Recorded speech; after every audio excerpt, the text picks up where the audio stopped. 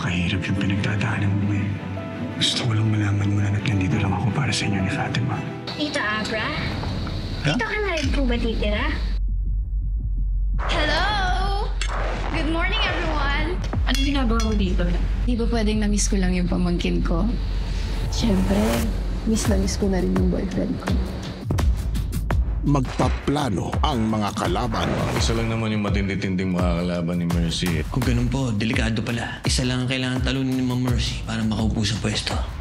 Sanib puwersa na ang mga magkakampi. Panahon na para makilala mo yung mga taong tutulong sa atin sa labang to. Pasensya na kayo sa lahat, ate. Wala kang kasalanan. Nga pala, si Jane. Ay, Mercy. Carlo J. Cabaras, lumuhod ka sa lupa.